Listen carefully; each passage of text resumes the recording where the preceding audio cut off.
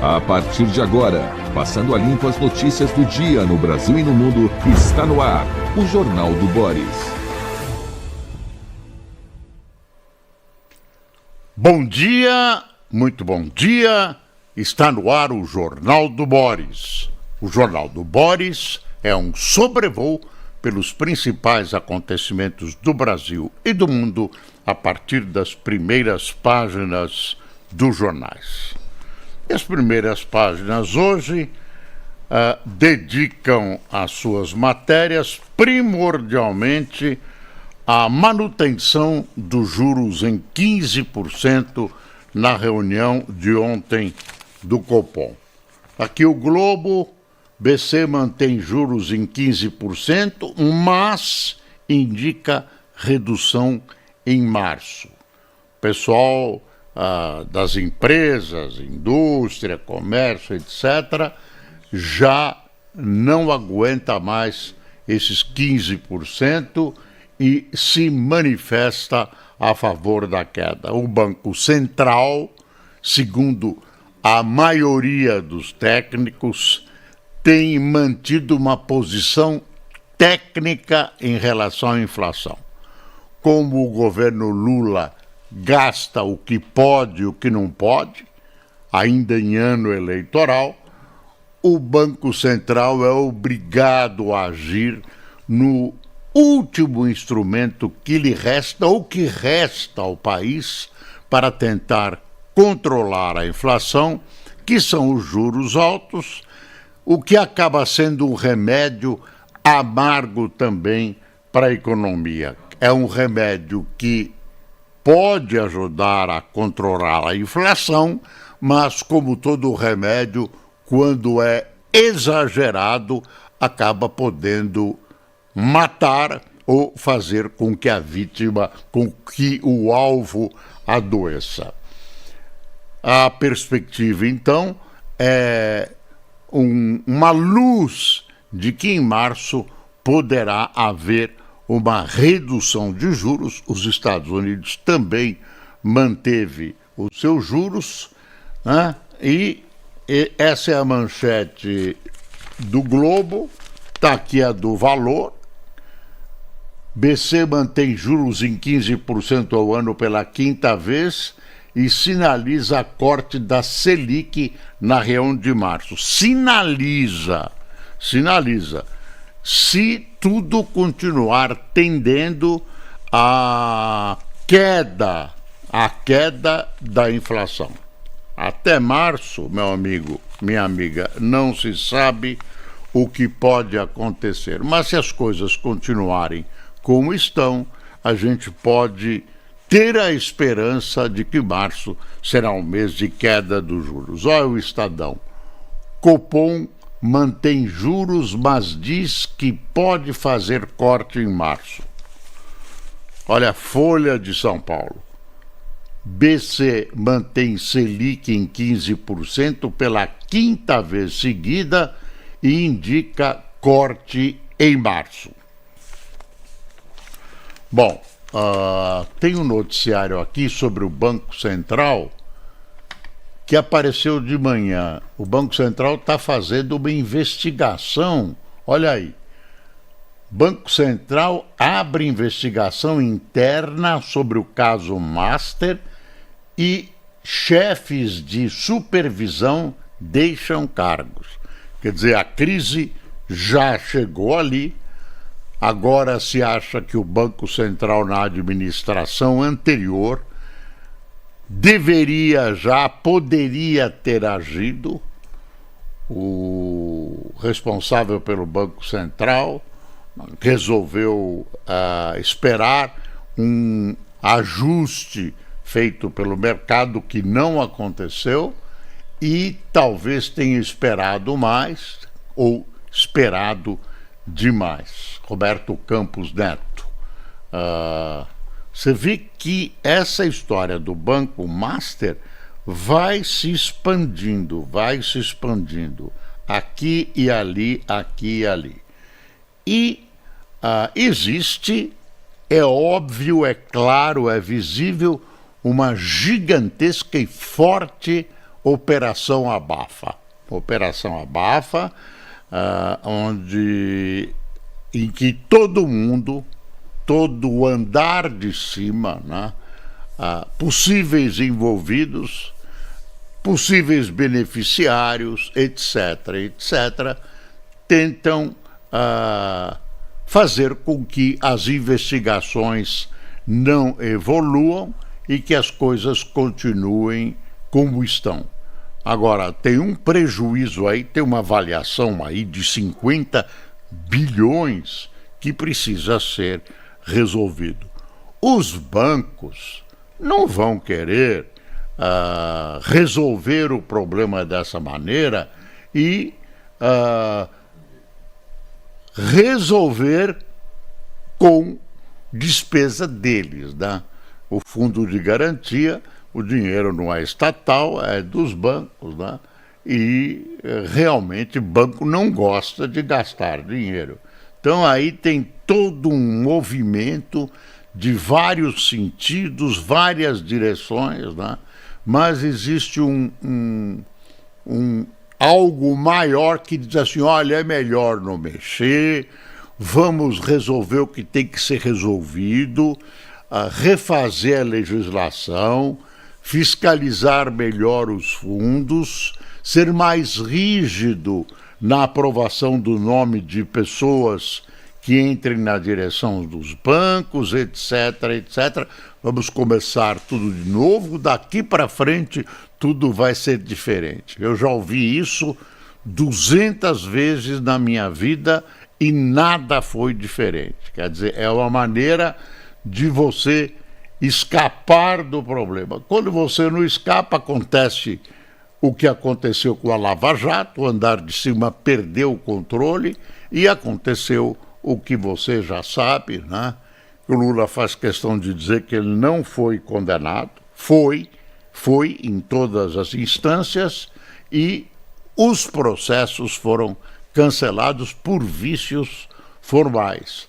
Mas o argumento que se usa é que enquanto justo ou injustamente, a meu ver, justamente, a Lava Jato caminhou, né, houve prejuízo para aquelas empresas que apostaram nessa escuridão, né, que a Lava Jato começou a desfazer nos processos. Então, por exemplo, um exemplo que o Lula gosta de citar é a Odebrecht, que era uma empresa presente em várias áreas da América do Sul, então quase inteira, e que trazia divisas para o Brasil, imensos lucros e tudo isso, e a atitude da empresa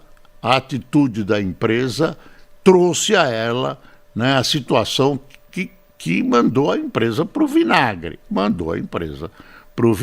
Olha, ela hoje não é sombra do que era, mas tem gente que não culpa a empresa por essa atitude, e sim o avanço das investigações da Lava Jato. Bom, deram um fim na Lava Jato e o filme aqui é outro. O mocinho que pode ser condenado, quem ganha é o bandido. Quer dizer, o ex-juiz Sérgio Moro, hoje senador, é a bola da vez, né? Ele que é o acusado, ele que é o bandido da história. O mocinho são as empresas e financeiras, todo aquele grude maldito que a Lava Jato desvendou e que, infelizmente, a política fez com que houvesse um recuo.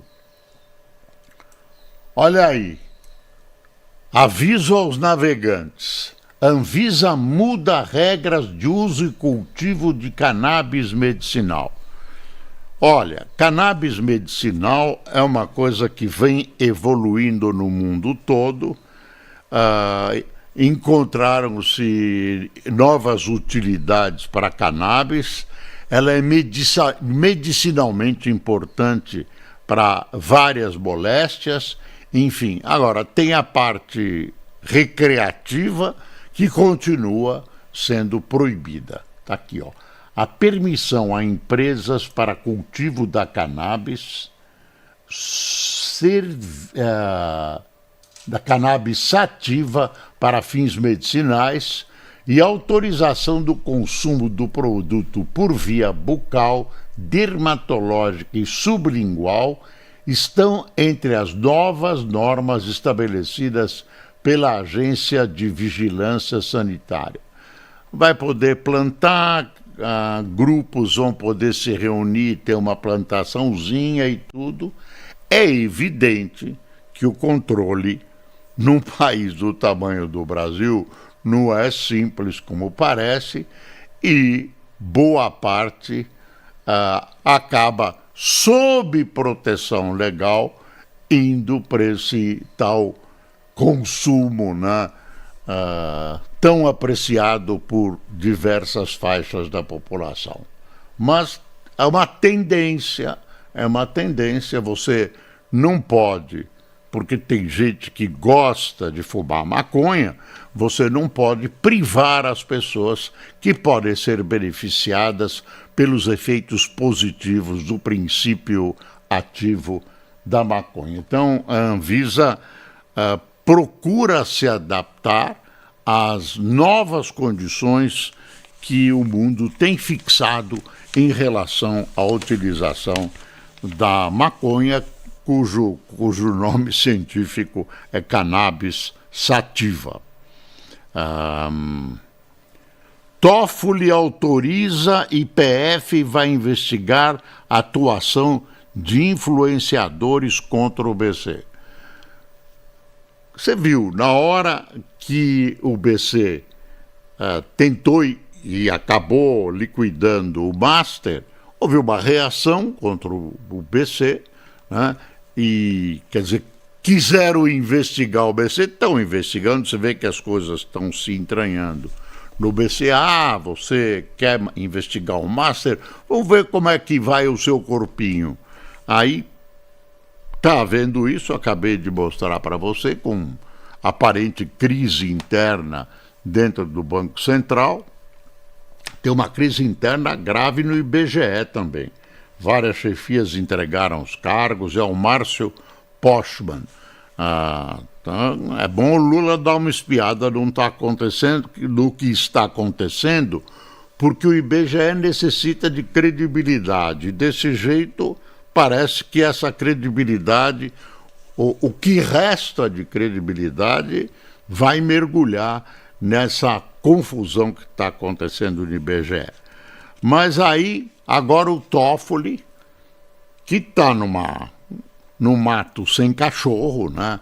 Está no mato sem cachorro, criticado por todos os lados, defendido oficialmente por alguns de seus companheiros de tribunal e que cochicham contra atitudes dele, idas e vindas, erros, o que causa enorme suspeição, gigantesca suspeição, e bate na imagem de credibilidade do Supremo, que já não era grande coisa e que agora continua afundando. Então ele agora, qualquer coisa em relação ao Master, só para te lembrar, tem que passar pela autorização do Toffoli, que avocou o processo, que devia ir para a primeira instância e não foi, e que a Polícia Federal agora atende ordens do Toffoli.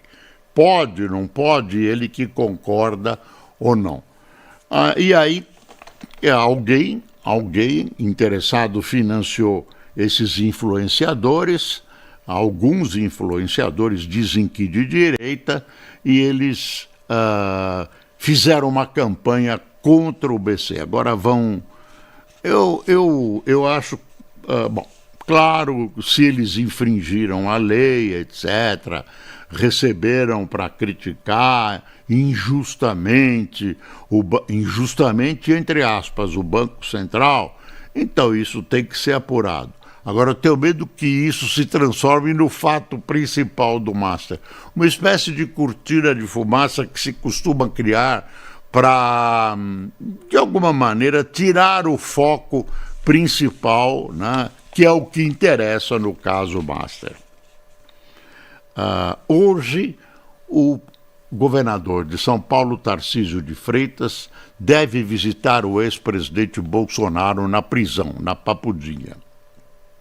Ele adiou essa visita, deu uma recuada ainda maior na possibilidade de ser candidato, agora insiste, diz mesmo se o Bolsonaro insistir, ele não será candidato a presidente da República. E tudo indica que o Bolsonaro não vai insistir, porque o Bolsonaro, aparentemente, hoje, política você sabe que pode mudar, hoje se fixou no seu filho.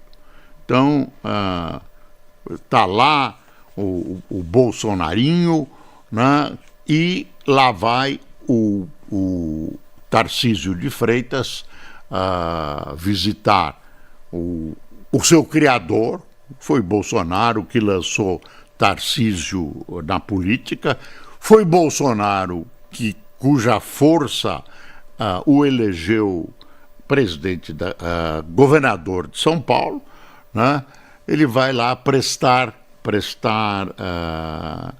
homenagem, eu vou falar o termo, prestar obediência a Bolsonaro, vai apoiar, né, o filho do Bolsonaro, vai jurar fidelidade às ideias de Bolsonaro e, enquanto isso, a direita brasileira vai se bifurcando e vai tentando encontrar uma solução para enfrentar o presidente Lula. Essa visão petista, eu tenho insistido nisso, de que o Lula já ganhou, é uma ilusão. Tem que lembrar de outras experiências sul-americanas, se não me lembro, do Chile. Na hora H, num eventual segundo turno, e hoje caminharíamos para um segundo turno, a direita pode se unir. E a direita unida pode ter mais votos, tem votos suficientes para se tornar competitiva a candidatura a Lula. Então as coisas não estão tão resolvidas assim, né? Na hora H pode haver uma união, mas tem hoje a gente pode ver com clareza que existe um grupo da direita bolsonarista, né? Bolsonarismo como lulismo é uma religião, você pode provar o que você quiser, não adianta, tanto de um lado como do outro. E tem um grupo também de direita que não se submete tanto à orientação e nem é tão apaixonado pela família Bolsonaro. Está aqui, olha, um destaque que a Folha de São Paulo deu, não é o único destaque, a entrada no PSD do Kassab, de Ratinho, que é o governador do Paraná, é uma selfie feita pelo Ratinho, olha aí. Eduardo Leite, governador do Rio Grande do Sul, Romeu Zema, do Novo de Minas Gerais, Ronaldo Caiado, governador de Goiás, que também foi para o PSD, em evento em São Paulo. Aqui também, ó, a mesma foto, ó, Kassab. Agora quem está tirando na Folha foi o Ratinho, e aqui é o Kassab. Selfie, ó. E aí você diz, todo mundo no PSD, e o PSD está jogando da seguinte maneira: quem vai decidir é o Kassab, não tenha dúvida. O Kassab é um esperto. Ele que vai decidir quem será o candidato. O que ele está fazendo? Ele tem ministérios do governo Lula. Ele está liberando parte do partido para apoiar o Lula. E uma outra parte vai apoiar um candidato que vai sair desse grupo que nós acabamos de mostrar. Quem é esse candidato? Aquele que o Kassab achar que tem mais chances de vitória. E os outros dois que sobram, o que vão fazer? Vão para casa? Não. Serão candidatos ao Senado.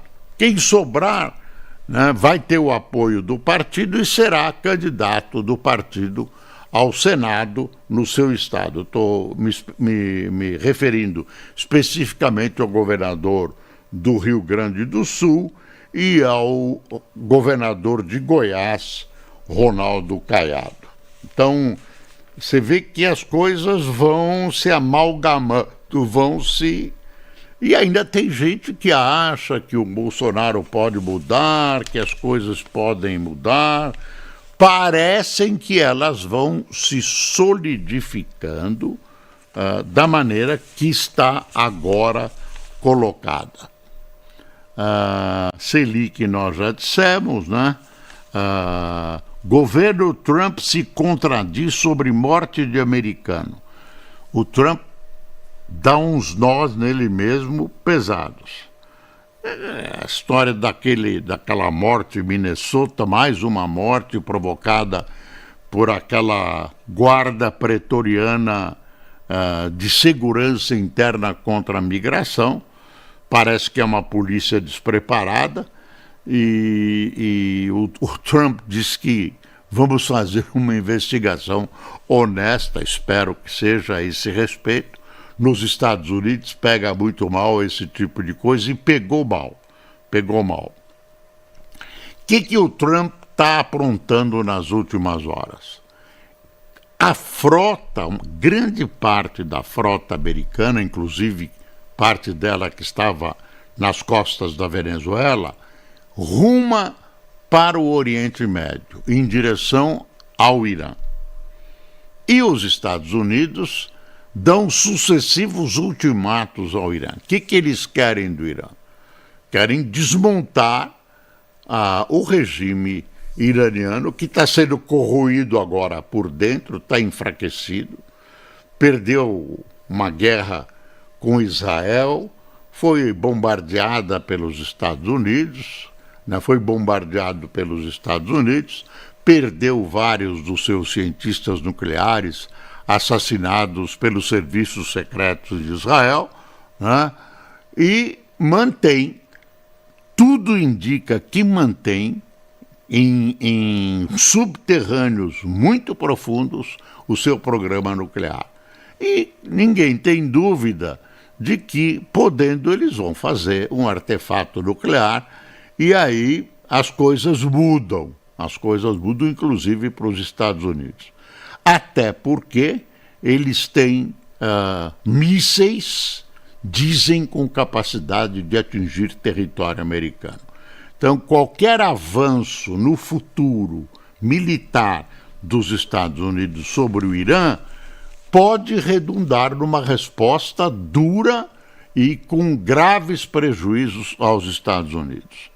Israel, né, gostaria que os Estados Unidos fizessem um serviço de derrubada do regime iraniano, né, que eu lembro de novo, está sendo corroído por dentro, porque está faltando comida, está faltando luz, está faltando água, tem uma inflação alta, quer dizer, o país está sofrendo, né, e o pessoal talvez ajudaria a derrubar esse governo dos ayatolás. E aí o que se conta é que no momento em que o Trump, num fim de semana, que ele decidiu dar a ordem de avançar no Irã, que é uma tarefa militar dificílima, vários países árabes e Israel, na figura do seu primeiro-ministro, pediram que ele não o fizesse. E agora você pergunta, mas como? Seria um benefício para Israel se isso fosse feito? Não é bem assim. Por quê? Se o Irã fosse atacado, a primeira reação que o Irã teria seria lançar um ataque contra Israel. E agora vem a resposta. Os arsenais israelenses, os arsenais de defesa, aqueles contra-foguetes, né, que salvam o território israelense de prejuízos de vida e prejuízos, né? O território fica muito disponível para esses revides iranianos. Então, os estoques estão baixos porque o Irã lançou N foguetes, Israel torrou esse arsenal de defesa, recebeu menos dos Estados Unidos. Os Estados Unidos está mandando muito para a Ucrânia, a Europa também está mandando para a Ucrânia, para a guerra na Ucrânia. Então, é preciso esperar, e aí eu não sei quanto tempo, que esses arsenais de defesa estejam reabastecidos para aguentar um revide iraniano que certamente virá e começará em cima de Israel. Então, não é que Israel e Estados Unidos estejam sem munição, mas não é a munição suficiente para aguentar um revide iraniano que tem foguetes, etc, etc. Outra coisa é a seguinte: os Estados Unidos querem duas coisas do Irã, simples. Uma é o fim do programa nuclear e outra é o fim do programa de foguetes. Claro que o Irã não vai concordar, porque ele fica altamente submetido, sem defesa. Agora, quando os Estados Unidos bombardearam o Irã, a satisfação que nós recebemos do Trump é que houve graves prejuízos ao sistema nuclear iraniano. Como o Trump agora fala em sistema nuclear iraniano, abrir mão e tal, então onde é que está a verdade? Naquele bombardeio ou agora? Então não acabou como ele disse da última vez, tanto que é uma preocupação. Se bem que ele vai mudando os motivos. Na Venezuela era o narcotráfico, no dia seguinte que eles sequestraram o Maduro, mudou a retórica e passou a ser, sei lá, a China, a necessidade de petróleo, etc, etc. Então, está aí colocada essa questão. E corre muito no país toda essa questão do cão-orelha, né, que mexeu com as multidões. Tem uma denúncia num dos jornais dizendo que grupos de adolescentes e adultos pregam a violência e pregam violência contra os animais na internet. Tem uma descrição nos jornais, é um negócio pesado. E aí precisa de muita contribuição dos pais de família, dos professores, né? No sentido de mostrar para essa gurizada que a vida não é assim, que os animais precisam ser respeitados. São, para quem acredita, criações divinas, né? Merecem ser protegidos. Que história é essa?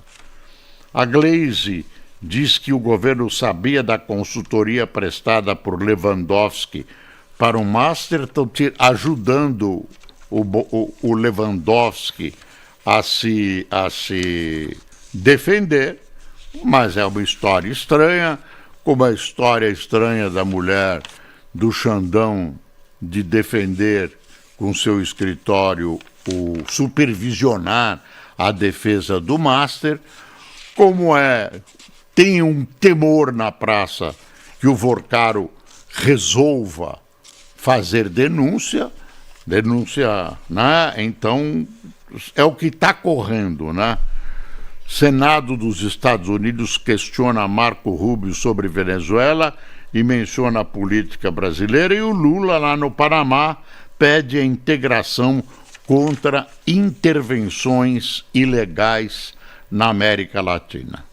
Eu acho que basicamente é o que a gente tem de noticiário. Estou esperando para ver como é que vão receber esses rapazes acusados da morte do cão, porque eles estão estrepados, a vida dele está estrepada, e uma preocupação é que os fatos de que são eles realmente os assassinos desse cão precisa ser comprovado. Os fatos precisam ser comprovados.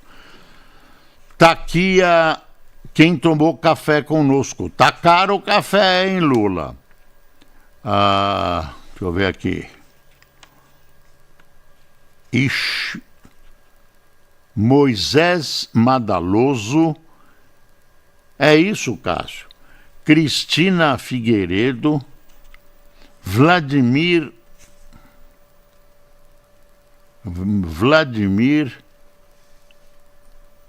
Ribeiro, Ellen Carolina, Recilde Arraes, Nelson Camargo, André Jobim, Charles Lira, Janaína Tenório, Eleonor Cleone Jacome. Se foi aprender hierógrafo no Egito, André Barreta de São Paulo, Silvia Bonorino de Mogi das Cruzes, Odaci Gomes do Recife e Tiago Strafili de Leme, cidade paulista.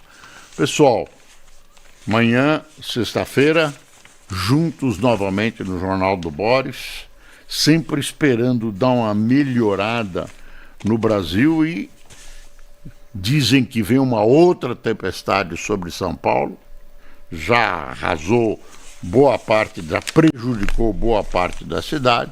Vamos esperar que as coisas sejam menos graves. Muito obrigado por sua atenção. Tenha um bom dia.